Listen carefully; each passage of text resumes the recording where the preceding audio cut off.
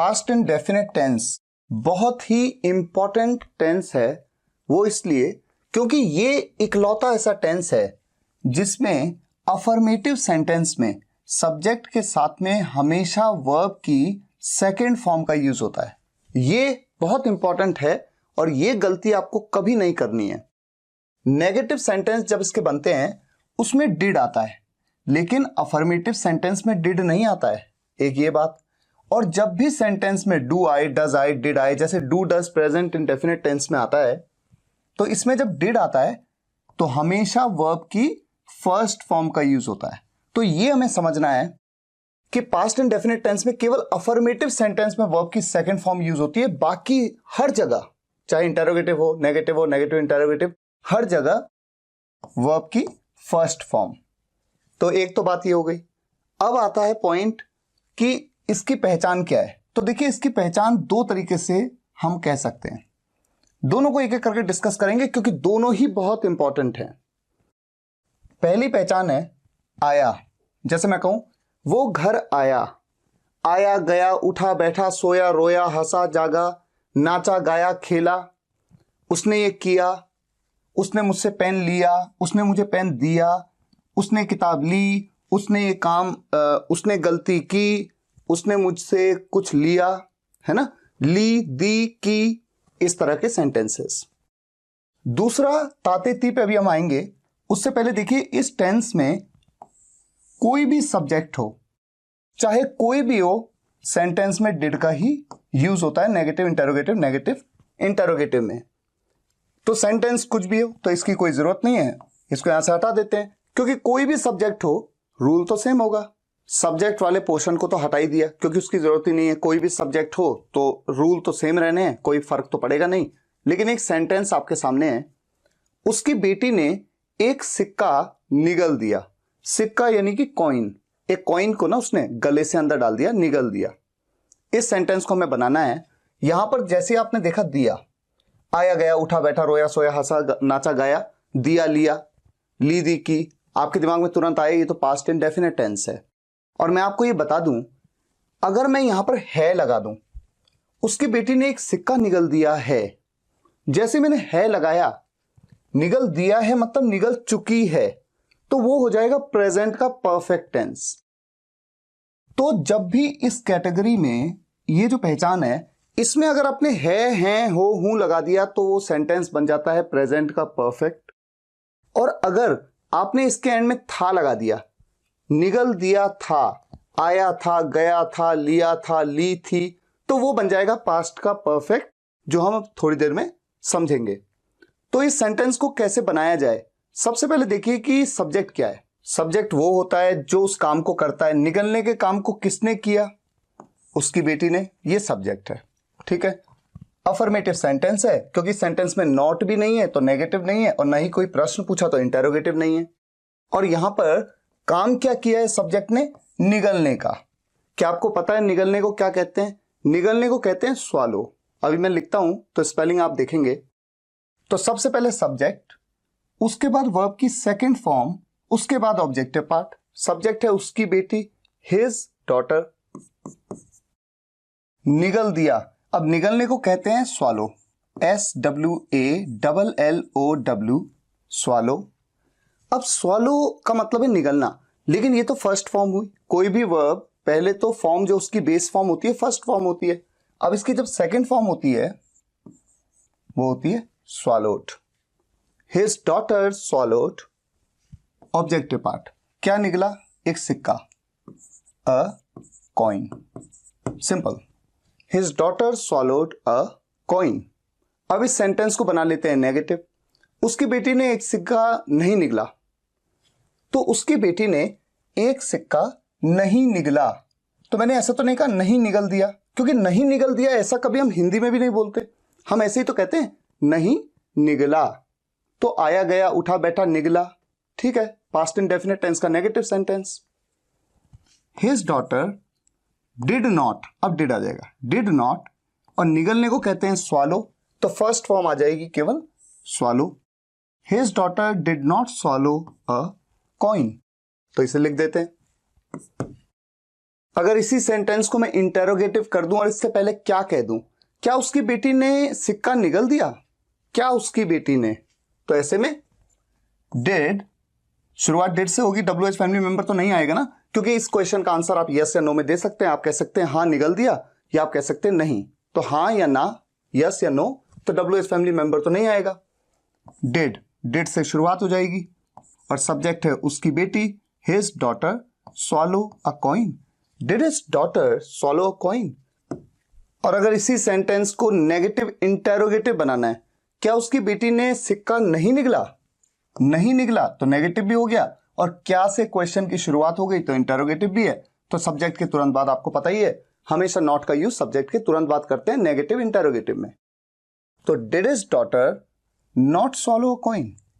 अब आपको ये क्लियर हो रहा है कि किस तरह से सेंटेंस को बनाया जा रहा है, अफर्मेटिव, नेगेटिव, नेगेटिव इंटेरोगेटिव या इंटेरोगेटिव। ठीक है, अब एक सेंटेंस लेते हैं, उसकी बेटी ने क्या निगला, उसकी बेटी ने क्या निगला, आप पूछ रहे हैं। तो इस क्वेश्चन का आंसर यस या नो में तो दे नहीं सकते, यस या नो, हाँ या ना, ऐसा बोलेंगे तो कुछ सेंस ही नहीं निकलेगा, बताना पड़ेगा कि क्या निगला। तो क्या के लिए WH family member what did, उसकी बेटी सब्जेक्ट है, हिज डॉटर swallow। ठीक है, what did his daughter swallow, इसको लिख देते हैं। अगर सेंटेंस हो उसकी बेटी ने कैसे निगला, कैसे आ जाए, क्या की जगह अगर मैं कह दूं कैसे निगला, तो फिर व्हाट की जगह क्या आ जाएगा, हाउ मतलब कैसे। How did his daughter swallow, उसकी बेटी ने कब निगला, कैसे की जगह मैं कह देता हूं कब निगला, तो कब के लिए क्या आ जाएगा, when। उसकी बेटी ने कहां निगला, कहां कह दूं तो कहां के लिए क्या आ जाएगा, where। इसी तरह से तो सेंटेंस बनते हैं। अच्छा, कुछ और सेंटेंसेस लेते हैं। उसने चाकू फर्श पर गिरा दिया, फर्श पर गिरा दिया यानी फ्लोर पर गिरा दिया। ठीक है, चाहे हम हिंदी में ऐसा भी कहते हैं, उसने चाकू जमीन पर गिरा दिया, जमीन मतलब वही फर्श है ना। किसने गिरा दिया, उसने गिरा दिया। अगर कोई लड़का है तो ही, लड़की है तो शी। ठीक है, मैं मान लेता हूं लड़का है ही, उसने गिरा दिया, गिराने का काम उसने किया तो सब्जेक्ट है वो। गिराना, गिराने को क्या कहते हैं, जब आप किसी चीज को छोड़ देते हैं, अपने हाथ से गिरा देते हैं, ड्रॉप करना। ठीक है, ड्रॉप, तो क्रिया है ड्रॉप, ड्रॉप की सेकंड फॉर्म होती है ड्रॉप्ड। और क्या गिरा दिया, चाकू। ही ड्रॉप्ड द नाइफ, चाकू, चाकू को नाइफ कहते हैं, कहां पर, फर्श पर, on the floor. He dropped the knife on the floor. अब मुझे नहीं लगता कि नेगेटिव या इंटेरोगेटिव को लिखने की जरूरत है, क्योंकि आप कितने एक्सपर्ट हो गए हैं। अब देखिए, अगर मान लीजिए इस सेंटेंस को नेगेटिव बना लूं, उसने चाकू फर्श पर नहीं गिराया, नहीं गिराया, तो मैंने ये नहीं कहा नहीं गिरा दिया। तो जब आप सेंटेंस को अफर्मेटिव बोलते हैं तो कई बार चीजों को अलग वे में बोलते हैं, लेकिन जब नेगेटिव बोलते हैं तो थोड़ा अलग वे में बोलते हैं, लेकिन सेंस तो एक ही होता है, बात का तो मतलब एक ही होता है। तो उसने चाकू फर्श पर नहीं गिराया, ही नेगेटिव है, he did not drop the knife on the floor, he did not drop the knife on the floor. अगर मैं कहूं क्या उसने चाकू फर्श पर गिरा दिया, क्या उसने चाकू फर्श पर गिरा दिया, interrogative sentence. Did he drop the knife on the floor, did he drop the knife on the floor. और नेगेटिव इंटरोगेटिव सेंटेंस, क्या उसने चाकू फर्श पर नहीं गिराया। ठीक है, इस सेंटेंस को जरा बना लेता हूं, क्योंकि कुछ इससे रिलेटेड एक चीज और बतानी है आपको। क्या उसने चाकू फर्श पर नहीं गिराया, did he not drop the knife on the floor, did he not drop the knife on the floor. अब ये देखिए, ये जो इंटरोगेटिव सेंटेंस है नेगेटिव भी है ना। जब भी कभी आप देखें कि कोई सेंटेंस नेगेटिव इंटरोगेटिव है, तो ये तो अंडरस्टूड है कि सब्जेक्ट के तुरंत बाद नॉट आता है। ठीक है, लेकिन उस सेंटेंस की जो भी ऑक्सिलरी वर्ब है, जैसे कि पास्ट इंडेफिनिट टेंस में डिड है, डिड के साथ आप नॉट को मिला करके, जोड़ करके, इसे कहते हैं कॉन्ट्रैक्ट करके, कॉन्ट्रैक्शन कहते हैं इसे, कॉन्ट्रैक्ट करके भी आप कह सकते हैं। यानी कि डिड के साथ नॉट को मिला दिया, तो कैसे कह सकते हैं, डिंट ही, डिंट, देखिए डिंट, ये इसे डिंट भी कहते हैं और इसे डिंट, मैं लिख देता हूं, डिंट भी कहते हैं, इसे कई लोग डिडंट भी कहते हैं। दोनों तरीके से प्रोनाउंस किया जा सकता है। डिडंट ही ड्रॉप, अब नॉट तो यहां आ गया, didn't he drop the knife on the floor. और इस तरह से इंग्लिश बोलते वक्त अक्सर कहा जाता है, बजाय इतना लंबा कहने के डिड ही नॉट ड्रॉप, इतना नहीं कहते, क्या कहते हैं, didn't he drop, didn't he drop, क्या उसने नहीं गिराया, didn't he drop the knife on the floor, didn't he drop the knife on the floor. ठीक है, तो ये नॉलेज आपको मिला। अब देखिए, मान लीजिए मैं एक सेंटेंस लेता हूं, उसने फर्श पर क्या गिराया, इस सेंटेंस को लेते हैं। इस सेंटेंस को अगर आपको बनाना है, उसने फर्श पर क्या गिराया, तो इंटरोगेटिव है, क्या गिराया तो बताना पड़ेगा कि क्या गिराया। ठीक है, पता है तो बताएंगे, नहीं पता है तो बोलेंगे नहीं पता है मुझे। लेकिन यहां पर WH फैमिली मेंबर तो आएगा, क्योंकि हाँ या ना में आप जवाब नहीं दे सकते, यस या नो में। तो व्हाट डिड ही, उसने फर्श पर क्या गिराया, what did he drop on the floor, what did he drop on the floor. ठीक है, अच्छा अब एक काम और करते हैं, सेंटेंस लेते हैं। जैसे मान लीजिए मैंने आपसे एक सेंटेंस लेते हैं, उसने फर्श पर चाकू किस वजह से गिराया, उसने फर्श पर चाकू किस वजह से गिराया, जरा इस सेंटेंस को बनाते हैं। जैसे आपने देखा, आया गया, उठा बैठा, रोया सोया, हंसा जागा, नाचा गाया, गिराया, लिया दिया, ली दी की, आपने तुरंत समझा पास्ट इंडेफिनिट टेंस है, इंटरोगेटिव सेंटेंस है। किस वजह से, WH फैमिली मेंबर आएगा, किस वजह से। तो वैसे तो अगर हम इस सेंटेंस को ऐसे कहें, उसने फर्श पर चाकू क्यों गिराया, तो बात तो लगभग एक ही है। लेकिन खास जैसे हम हिंदी में कह देते हैं ना, किस वजह से गिराया, यानी क्या कारण था, तो इसके लिए इंग्लिश में कहते हैं for what reason, for what reason, interrogative sentence, for what reason did he drop the knife on the floor, for what reason did he drop the knife on the floor. ठीक है, अच्छा अगर होता उसने फर्श पर चाकू कब गिराया, कब, तो फॉर व्हाट रीजन की जगह पे मैं क्या कह देता, व्हेन, व्हेन मतलब कब। उसने फर्श पर चाकू कैसे गिराया, कैसे, हाँ ठीक है, ये भी हो सकता है, एक बड़ा इंटरेस्टिंग है कि चाकू कैसे गिराया, ऐसे गिराया, ऐसे गिराया, कैसे गिराया, तो कैसे के लिए क्या कह देते, how, how did he drop the knife on the floor. यहां पर पेन किसने फेंका, फेंका, आया गया, उठा बैठा, रोया सोया, हंसा जागा, नाचा गाया, फेंका, डांटा, लिया दिया, यही सब होते हैं सेंटेंस। किसने फेंका, इंटरोगेटिव है, पास्ट इंडेफिनिट टेंस का इंटरोगेटिव सेंटेंस है। ठीक है, अच्छा बताइए सब्जेक्ट क्या है, क्या आ रहा है आपके मन में, क्या है सब्जेक्ट, सोचिए। सबसे पहले बस दिमाग में ये जोर डालिए, किस, जो भी क्रिया है, क्रिया क्या है, फेंकना, किसने किया फेंकने का काम, बताइए, वो होगा सब्जेक्ट। यहां तो सब्जेक्ट दिया ही नहीं है, किसने फेंका, जिसने फेंका वही तो सब्जेक्ट है। अगर मैं कहूं कि यहां पर पेन राहुल ने फेंका तो सब्जेक्ट है राहुल, रोहन ने फेंका तो रोहन है सब्जेक्ट, तो सब्जेक्ट के बारे में ही पूछा गया है। तो फिर ये नहीं, फिर तो ये आ जाएगा स्पेशल केस, जहां पर WH फैमिली मेंबर, यानी जो क्वेश्चन का WH फैमिली मेंबर है वो सब्जेक्ट के बारे में ही पूछ रहा है। ठीक है, तो ये सेंटेंस अब इस हिसाब से बनेगा, किसने फेंका, यानी कौन है वो जिसने फेंका, तो कौन के लिए क्या आएगा, हु, हु, और फेंकने को कहते हैं थ्रो, THROW, थ्रो की सेकंड फॉर्म आएगी, हु थ्रू, सेकंड फॉर्म होती है थ्रू, THREW, हु थ्रू, क्या फेंका, द पेन, कहां पर, यहां पर, here, who threw the pen here, ये लिख लेते हैं। अब आपने एक बात नोट की, अगर कोई व्यक्ति केवल ये नियम जानता है, ये रूल्स जानता है, उसको ये पता ही नहीं है, तो ऐसे केस में इंटरोगेटिव सेंटेंस को कैसे बनाता, वो ऐसे बनाता, हु डिड, बोलता सब्जेक्ट तो पूछा ही गया है, सब्जेक्ट तो दिया नहीं है, who did throw, first form throw, through की, the pen here, who did throw the pen here, लेकिन वो गलत सेंटेंस है, इनकरेक्ट है, क्योंकि सब्जेक्ट के बारे में ही पूछा गया है, इस तरह से बनेगा। और आप ये जानते हैं कि स्पेशल केस के अंदर जो इंटरोगेटिव, नेगेटिव इंटरोगेटिव है, इंटरोगेटिव जो है वो अफर्मेटिव की तरह बनता है, देखिए अफर्मेटिव की तरह, और जो नेगेटिव इंटरोगेटिव है वो देखिए नेगेटिव इंटरोगेटिव की तरह बनता है, समझे, ये बड़ा इंटरेस्टिंग है। अब इस सेंटेंस को देखिए, उसे किसने डांटा, यहां पर भी डांटने का काम किसने किया, उसी के बारे में पूछा जा रहा है, उसे किसने डांटा, हु, डांटने को स्कॉल्ड कहते हैं, स्कॉल्ड की second form scolded, who scolded him, उसे किसने डांटा। अच्छा जिसे डांटा, अगर वो लड़की हो तो हर, लड़का हो तो हिम, है ना। हु स्कॉल्डेड हिम बन गया सेंटेंस। अब इस सेंटेंस को देखिए, इन दोनों में देखिए थोड़ा फर्क है। उसने किसे डांटा, यहां पर था उसे किसने डांटा, यहां पर उसने किसे डांटा।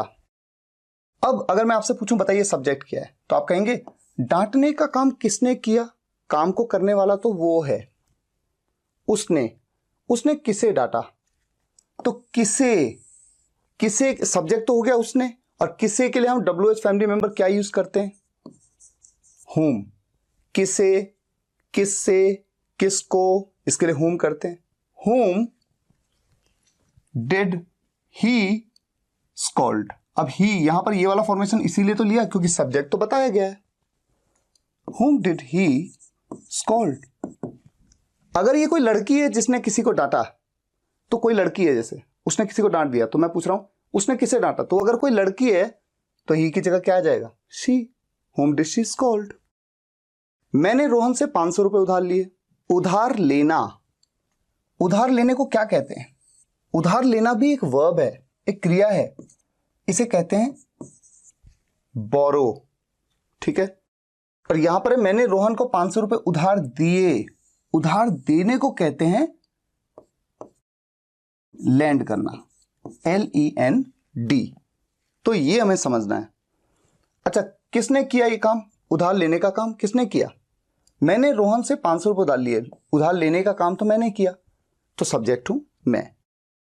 आई, अब ये अफर्मेटिव है, आई बोरो की second form borrowed 500 rupees from Rohan, Rohan से। तो रोहन से 500 रुपए, ये पूरा ऑब्जेक्टिव पार्ट है, मैंने सब्जेक्ट है, उधार लेना वर्ब है। I borrowed 500 rupees from Rohan, simple.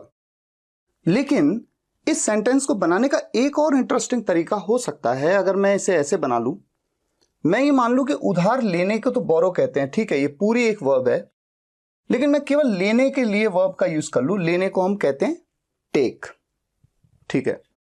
तो अगर मैं कहूं कि ये सब्जेक्ट है मैंने, आई, मैंने लिया, पहले मैं इसको बना लेता हूं, आई मैंने लिया, आई टुक, टेक की सेकंड फॉर्म टुक, लेने को टेक कहते हैं। आई टुक, क्या लिया, मैंने 500 रुपीज लिए, किससे लिए, रोहन से लिए। अब किस फॉर्म में लिए, किस फॉर्म में लिए, उधार के फॉर्म में लिए, उधार के रूप में लिए, एज अ लोन। तो इसीलिए जब इस सेंटेंस को कोई व्यक्ति बनाएगा, इन दोनों तरीके से लिख सकता है, बोल सकता है, I borrowed 500 rupees from Rohan, या फिर I took 500 rupees from Rohan as a loan. इसी तरह से मैंने रोहन को 500 रुपए उधार दिए, सब्जेक्ट हूं मैं, उधार देने का काम मैंने किया। आई लेंड की सेकेंड फॉर्म लेंट, आई लेंट 500 रुपीज रोहन को टू रोहन। और अगर इसी सेंटेंस को मैं फिर ऐसे बनाना चाहूं, देने के लिए मैं गिव का यूज कर लूं, मैंने दिए, आई गेव, क्या दिए, 500 रुपए, 500 रुपीज, किसे दिए, रोहन को दिए, टू रोहन। कैसे दिए, किस रूप में दिए, उधार के रूप में दिए, एज अ लोन। तो उधार के लिए एज अ लोन कहा जाता है। तो देखिए दोनों तरीके से बना सकते हैं, I lent 500 rupees to Rohan, या I gave 500 rupees to Rohan as a loan. Sentence है, ये मैंने किया। अब देखिए यहां पर आपको कुछ नया सीखने को मिलेगा, तो हर स्लाइड इंपॉर्टेंट है। ये मैंने किया, इस सेंटेंस को आपको बनाना है। करना, करना एक काम है, करना भी तो एक काम है, इसे कहते हैं डू। ये बड़ा इंटरेस्टिंग है, देखिए करना एक काम है, इसे कहते हैं डू। किसने किया, मैंने किया, तो सब्जेक्ट हूं मैं, ठीक है। अफर्मेटिव सेंटेंस है, ठीक है, मैंने किया, देखिए सबसे पहले सब्जेक्ट हूं मैं, आई, उसके बाद वर्ब, क्रिया क्या है, करना, करने को डू कहते हैं। तो डू, डिड, डज, ये जो होती हैं ये ऑक्सिलरी वर्ब भी हैं, लेकिन ये मेन वर्ब भी होती हैं सेंटेंस की, क्योंकि ये काम करना, करने को डू कहते हैं। आई, और अब वर्ब की सेकंड फॉर्म लगानी है। डू की सेकंड फॉर्म क्या होती है? डिड। आई डिड, मैंने किया। आई डिड, ये यानी दिस या इट। आप दिस कह लीजिए चाहे आप इट कह लीजिए, बात एक ही है। तो देखिए, आई डिड दिस या आई डिड इट, ये मैंने किया। अब कई स्टूडेंट्स ये सोचते हैं सर यहां डिड कैसे आ गया? डिड तो अफर्मेटिव में आता ही नहीं है। वो डिड इसलिए आ गया क्योंकि यहां पर जिस काम की बात हो रही है वो है सिर्फ करना, और करना का मतलब होता है डू। बिल्कुल ऐसे ही जैसे मान लीजिए प्रेजेंट इंडेफिनिट टेंस में मैं एक सेंटेंस लिख लूं, मैं ये करता हूं। देखिए इसे मैं लिख लेता हूं। अब आप जानते हैं प्रेजेंट इंडेफिनिट टेंस के अफर्मेटिव सेंटेंस को बनाने का तरीका होता है, पहले लिखा आई, उसके बाद वर्ब की फर्स्ट फॉर्म, क्रिया की फर्स्ट फॉर्म। क्रिया की फर्स्ट फॉर्म क्या है? करना। करने को डू कहते हैं, जैसे मैंने यहां बताया करने को डू कहते हैं। वो तो जब पास्ट इनडेफिनिट में कहा तो आया गया, उठा बैठा, रोया सोया, हंसा जागा, किया। यहां पर आता है, जाता है, खेलता है, नाचता है, गाता है, करता है। तो करने को डू कहते हैं, तो डू लिखा। उसके बाद एस या ईएस का यूज होता है अगर सब्जेक्ट हो थर्ड पर्सन सिंगुलर। अब आई तो थर्ड पर्सन सिंगुलर नहीं है, इसलिए आई डू, बस इतना ठीक है। मैं करता हूं, आई डू ये के लिए मैं कह सकता हूं दिस, या इट भी कह सकता हूं, आई डू दिस।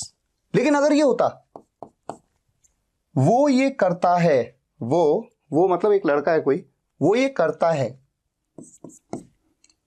तब प्रेजेंट इंडेफिनिट टेंस के रूल के हिसाब से क्या होता? ही, वर्ब की फर्स्ट फॉर्म लगाओ डू, उसके बाद एस या ईएस का यूज करो तब जबकि सब्जेक्ट हो थर्ड पर्सन सिंगुलर, और वाकई में यहां पर तो सब्जेक्ट थर्ड पर्सन सिंगुलर है। ही और डू के बाद फिर क्या लग जाएगा? ईएस, क्योंकि आप जानते हैं जिन वर्ब्स के एंड में ओ होता है उनके साथ तो ईएस लगता है। ही डज इट या दिस, ही डज दिस। अब अगर कोई ये पूछे कि सर देखिए प्रेजेंट इंडेफिनिट टेंस के जो सेंटेंस हैं इनमें आपने डज का यूज कर लिया या डू का यूज कर लिया अफर्मेटिव सेंटेंस में, जबकि डू या डज का यूज तो नेगेटिव में होता है। वो इसलिए क्योंकि यहां पर सब्जेक्ट की जो मेन वर्ब है वो डू है, इसलिए यहां पर डू आया, और यहां पर डज आया क्योंकि थर्ड पर्सन सिंगुलर सब्जेक्ट के केस में एस का यूज होता है। तो ये थोड़ा सा एक आइडिया दे रहा था आपको। अब देखिए ये सेंटेंस, ये मैंने नहीं किया, ये था ये मैंने किया, आई डिड दिस। ये मैंने नहीं किया, ये हो गया नेगेटिव सेंटेंस क्योंकि यहां पर नहीं आ रहा है। मैंने, आई डिड नॉट। अब ये वर्ब, क्रिया क्या है? करना। करने को तो डू कहते हैं, तो यहां पर क्या आ जाएगा? Do. I did not do, और उसके बाद ये के लिए दिस या इट में से कोई, I did not do this या I did not do it. ठीक है, ये किसने किया? अब मैं पूछ रहा हूं ये किसने किया? जिसने किया वही तो सब्जेक्ट है। ये राहुल ने किया तो राहुल सब्जेक्ट है, ये सलीम ने किया तो सलीम सब्जेक्ट है। तो सब्जेक्ट के बारे में ही पूछा जा रहा है। ये किसने किया? हु, कौन है वो जिसने किया? हु। अब उसके बाद करने को डू की second form did. Who did this या हु डिड इट। ये काम किस किसने नहीं किया?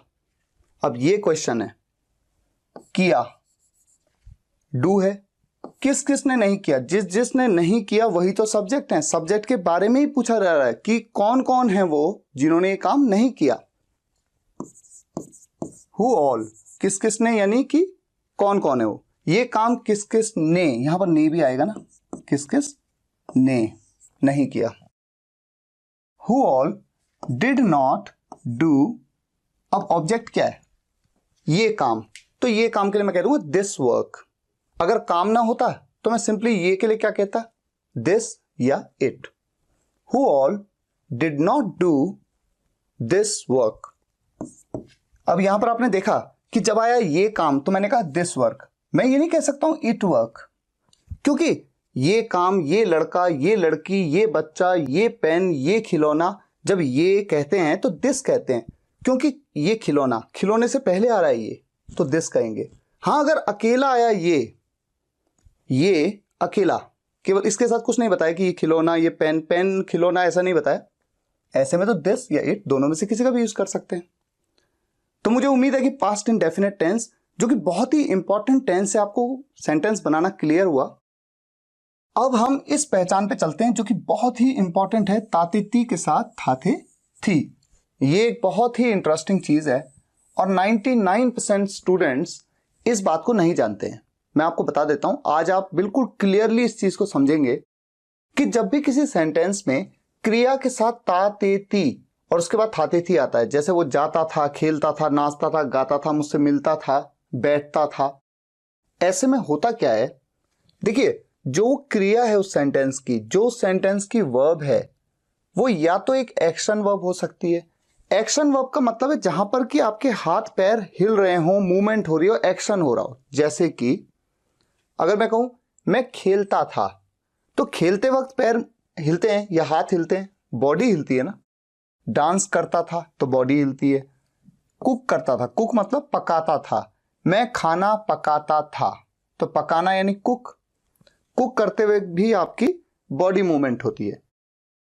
लेकिन एक दूसरी वर्ब्स होती हैं जो कि होती है नॉन एक्शन वर्ब्स, जिनमें एक्शन नहीं होता। जैसे कि जब आप सोचते हैं तो हो सकता है आप शांति से बैठे हैं, आप सोच रहे हैं, लेकिन आपके हाथ पैर तो नहीं हिल रहे।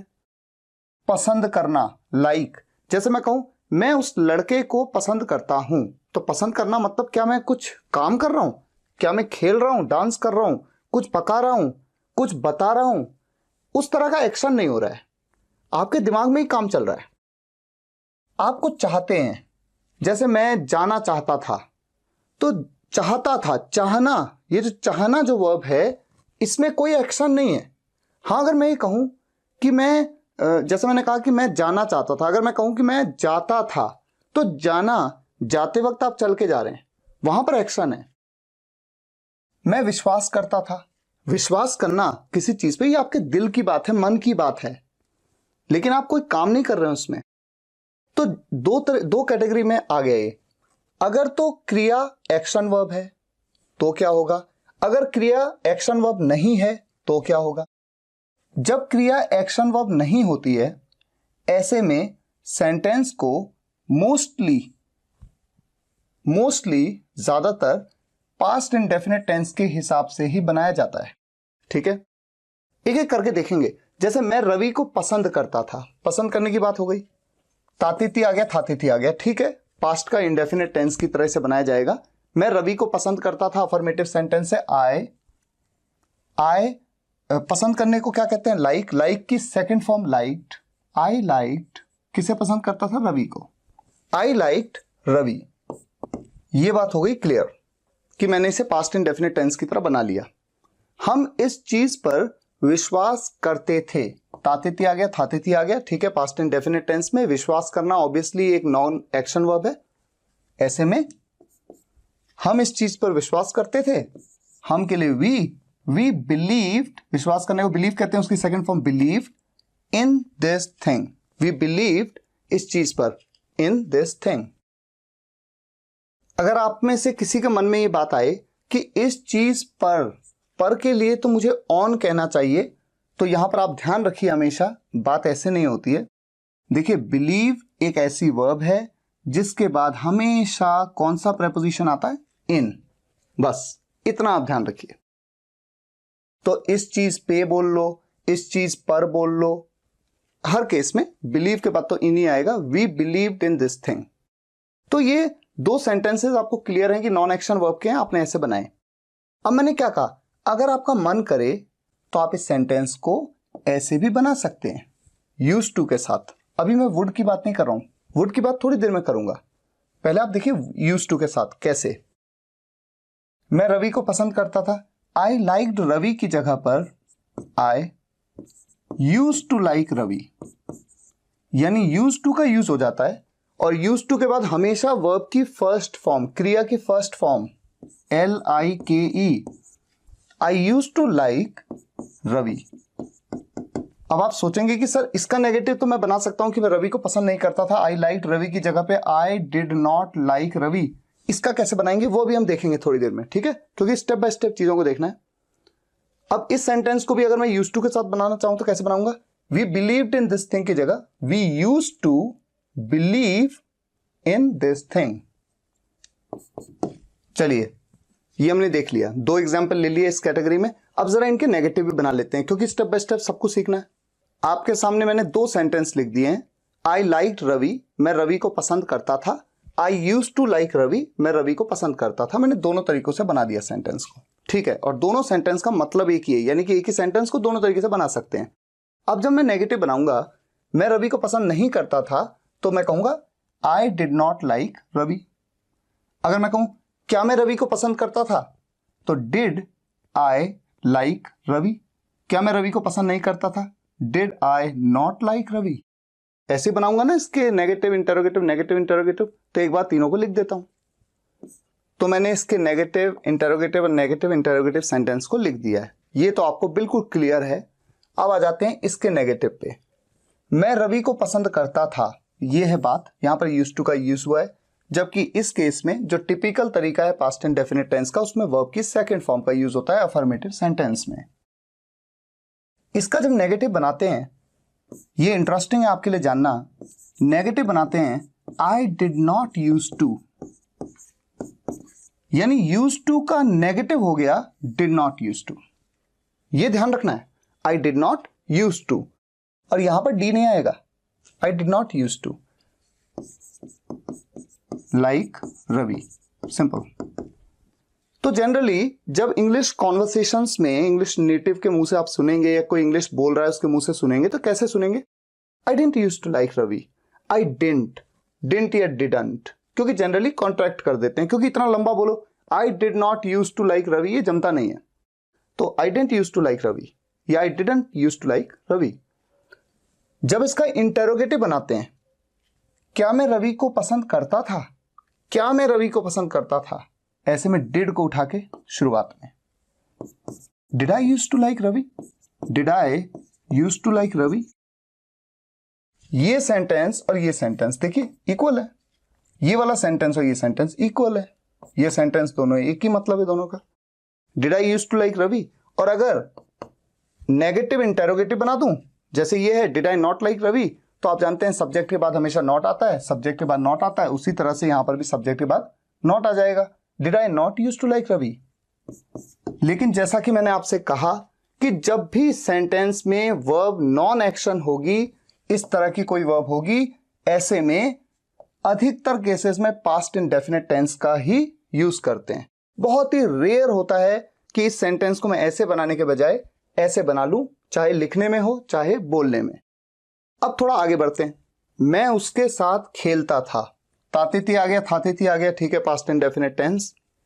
खेलना, खेलना यहां पर क्रिया है, और खेलना चूंकि एक एक्शन वर्ब है, ऐसे केस में इसे आप पास्ट इंडेफिनिट फॉर्मेशन की तरह नहीं बनाएंगे। आप कैसे बनाएंगे? यूज टू के साथ में। कैसे? मैं खेलता था, आई यूज टू प्ले उसके साथ विद हिम। अब इस सेंटेंस में हम अक्सर उससे बात करते थे, तातिथि के साथ हातिथि आ गया, पास्ट इंडेफिनिट टेंस। लेकिन बात करना तो एक एक्शन वर्ब है, और बात करना एक्शन वर्ब क्यों है? क्योंकि इसमें आपका मुंह हिलता है, ठीक है, आपकी बॉडी मूवमेंट हो रही है। ऐसे में आप सिर्फ यूज टू का यूज करेंगे। कैसे? हम वी यूज टू टॉक, बात करने को टॉक कहते हैं ना, we use to talk to him, और अक्सर के लिए हम एक वर्ड यूज कर लेते हैं ऑफन। तो कैसे इस सेंटेंस को बना लेते हैं? देखिए ये मैटर डिफरेंट है, क्योंकि ये एक एडवर्ब है, और एडवर्ब कैसे यूज किया जाता है? We use to often talk to him. तो टॉक टू हिम, इसके यहां पर होता क्या है, जब एडवर्ब का यूज किया जाता है अक्सर के लिए ऑफन का, ऑफन या ऑफ्टन दोनों तरीके से उसे बोलते हैं, तो जो भी सेंटेंस की मेन वर्ब है उससे तुरंत पहले यहां पर इस एडवर्ब का यूज कर लिया जाता है। अगर आज इस जब आप टेंस सीख रहे हैं, अगर ये चीज आप नहीं भी समझ पाए तो वो मैटर नहीं है, मैटर ये है समझाना कि यहां पर चूंकि ये एक्शन वर्ब है तो हमें यूज करना है यूज टू, उसके बाद वर्ब की फर्स्ट फॉर्म, जैसे यहां पर यूज टू के बाद वर्ब की फर्स्ट फॉर्म आई, ठीक है। वो तो अक्सर बोल दिया, अगर ना होता अक्सर सेंटेंस में, हम उससे बात करते थे, we use to talk to him. तो आप ये समझ गए कि एक्शन वर्ब के साथ में आपको क्या यूज करना है? Use to. अब यहां पर एक छोटी सी चीज और समझ लीजिए, एक छोटी सी चीज, जब एक्शन वर्ब आती है और हम कहते हैं कि हमें यूज टू का ही यूज करना चाहिए, यही यूज करना है हमें, वो फॉर्मेशन नहीं। लेकिन अगर एक्शन वर्ब आ रही है और तातेती थातेती आ गया, लेकिन अगर बीते कल में किसी पर्टिकुलर समय की बात हो गई, ऐसे में सेंटेंस को यूज टू के साथ तो बना ही सकते हैं, खैर इसके अलावा ऐसे भी बना सकते हैं। अब आप कहेंगे सर ये आप क्या कह रहे हैं, तो देखो मैं क्या कह रहा हूं, मैं ये कह रहा हूं कि मान लीजिए इस सेंटेंस को ऐसा कहने के बजाय मैं कहता मैं 2007 में उसके साथ खेलता था, इसे लिख लेता हूं।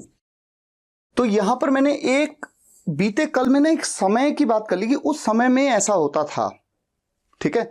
और जो तातेती थातेती आ रहा है पास्ट इंडेफिनिट टेंस से, खेलना एक्शन वर्ब है, ठीक है। मैं जानता हूं कि इस सेंटेंस को आइडियली तो मुझे यूज्ड टू के साथ बनाना चाहिए। कैसे? मैं उसके साथ खेलता था, I used to play with him 2007 में इन 2007। तो अगर मैं इसके साथ में इन 2007 लगा दूं तो ये सेंटेंस बन जाएगा। लेकिन जब बीते कल में किसी समय में किसी घटना की बात होती है कि ऐसा मैं करता था और वो एक्शन है, ऐसे में तब आप इसे पास्ट इंडेफिनिट टेंस की तरफ बना सकते हैं। लेकिन पास्ट इंडेफिनिट टेंस की तरफ तभी बनाएंगे जब बीते समय का किसी समय का जिक्र होगा कि उस समय में मैं ऐसा करता था, ठीक है। ये प्रैक्टिस से आएगा, लेकिन आज आप इसे समझ रहे हैं। तो इस सेंटेंस को एक तरीका तो ये मैंने बता दिया, लेकिन उसके अलावा इस सेंटेंस को पास्ट इंडेफिनिट टेंस की तरफ कैसे बना सकते हैं? मैं आई खेलता था, खेलने को प्ले, प्ले की second form played, I played with him, मैं उसके साथ खेलता था इन 2007। तो देखिए इसको लिख देता हूं। अच्छा, ठीक इसी तरह से अगर मैं कहूं हम उन दिनों उससे बात करते थे, उन दिनों कह दूं तो देखिए वो दिन जो है वो मैंने एक पास्ट के एक समय का रेफरेंस दे दिया कि उन दिनों ऐसा होता था 2007 में, या उन दिनों या उस साल में ऐसा होता था कि हम बात करते थे। तो हम उससे बात करते थे के लिए तो हमें बनाना है we used to talk to him. लेकिन अगर आ गया कि हम उन दिनों उससे बात करते थे, तो ऐसे में हम इस सेंटेंस को इस तरह से ही बना सकते हैं, वी टॉक्ड, बात करने को टॉक, टॉक की second form talk, we talked, we talked, हम बात करते थे उससे ना, we talked to him those days, हम उन दिनों से बात करते थे, we talk to him those days. इसे लिख देता हूं ताकि आप अपने होमवर्क में इसे नोट कर सकें। अब जरा मैं ना कुछ एग्जाम्पल भी लेता हूं और फिर वुड का भी यूज आपको बता देता हूं। यहां पर आपके सामने 3 सेंटेंस हैं, ठीक है। मैं एक काम करता हूं, मैंने सेंटेंसेस को जिस सीक्वेंस में लिखा है थोड़ा सा अगर मैं इसे पहले लिखता तो ज्यादा बेहतर रहता, क्योंकि कुछ जो पिछली स्लाइड में हमने देखा उससे रिलेट कर लेते हैं। हम हर संडे को मिलते थे, पहले इस सेंटेंस को देखते हैं। तातेती थातेती आया, दिमाग में तुरंत आ गया पास्ट इंडेफिनिट टेंस है, मिलने की बात हो रही है। मिलना तो एक एक्शन वर्ब है, यूज टू का यूज किया जाएगा। हम मिलते थे, वी यूज टू मीट हर संडे को, every Sunday, we use to meet every Sunday. इस तरह से लिखना बेहतर विकल्प है। जैसा कि मैंने बताया एक्शन वर्ब आते ही आप यूज टू का यूज कर लीजिए, ठीक है।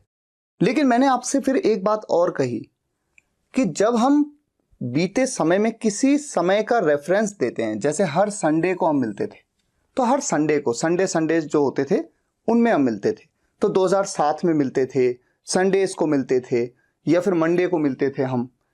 जब ऐसा कहते हैं तो ऐसे में आप इस सेंटेंस को पास्ट इंडेफिनिट टेंस के टिपिकल रूल्स के हिसाब से भी बना सकते हैं। ये बात मैंने आपको पिछली स्लाइड में बताई।